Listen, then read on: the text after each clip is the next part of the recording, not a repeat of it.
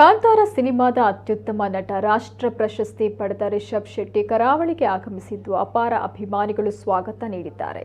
ನಿನ್ನೆ ರಾತ್ರಿ ಮಂಗಳೂರು ವಿಮಾನ ನಿಲ್ದಾಣಕ್ಕೆ ಆಗಮಿಸಿದ ರಿಷಬ್ ಶೆಟ್ಟಿ ಅವರ ಜೊತೆ ಸೆಲ್ಫಿ ತೆಗೆದುಕೊಳ್ಳಲು ಅಭಿಮಾನಿಗಳು ಮುಗಿಬಿದ್ದಿದ್ದಾರೆ. ಕಾಂತಾರ ಸಿನಿಮಾ ಮೂಲಕ ಜಗತ್ತಿಗೆ ತುಳುನಾಡಿನ ದೈವಾರಾಧನೆಯನ್ನು ತೋರಿಸಿ ಅದ್ಭುತ ನಟನೆಯ ಮೂಲಕ ರಿಷಬ್ ಶೆಟ್ಟಿ ಗಮನ ಸೆಳೆದಿದ್ರು. ಈ ವೇಳೆ ಮಾಧ್ಯಮದೊಂದಿಗೆ ಮಾತನಾಡಿ ರಿಷಬ್ ಶೆಟ್ಟಿ, ಕಾಂತಾರ ಬರುವ ಮೊದಲೇ ದೈವಾರಾಧನೆಯ ಸಿನಿಮಾಗಳು ಬಂದಿದೆ.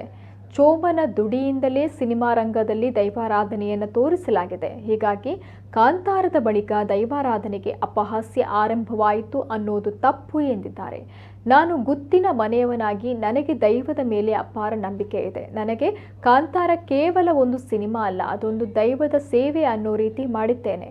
ಕೆಲವರು ದೈವಕ್ಕೆ ಅಪಹಾಸ್ಯ ಮಾಡಿದಾಗ ಬೇಜಾರಾಗೋದು ಸಹಜ. ಹಾಗಂತ ನಾನು ಜನರಲ್ಲಿ ಆ ರೀತಿ ಮಾಡಬೇಡಿ ಅಂತ ಮನವಿ ಮಾಡಿದ್ದೇನೆ. ನನ್ನ ಈ ಪ್ರಶಸ್ತಿ ದೈವಕ್ಕೆ, ದೈವ ನರ್ತಕರಿಗೆ ಹಾಗೂ ಅಭಿಮಾನಿಗಳಿಗೆ ಅರ್ಪಿಸ್ತೇನೆ ಅಂತ ಹೇಳಿದ್ದಾರೆ.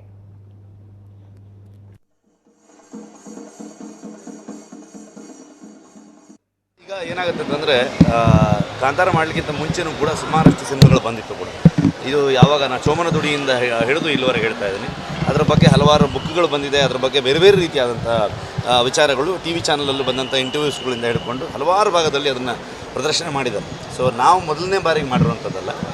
ಎಷ್ಟೊಂದು ತುಳು ಸಿನಿಮಾಗಳಲ್ಲಿ ಪ್ರಶಸ್ತಿಗಳು ಬಂದಿರುವಂಥದ್ದು ಕೂಡ ದೈವಾರಾಧನೆಗೆ ಸಂಬಂಧಪಟ್ಟಿರುವಂತಹ ಒಂದು ವಿಚಾರವನ್ನು ಇಟ್ಕೊಂಡು ಕೂಡ ಮಾಡಿದ್ದಾರೆ.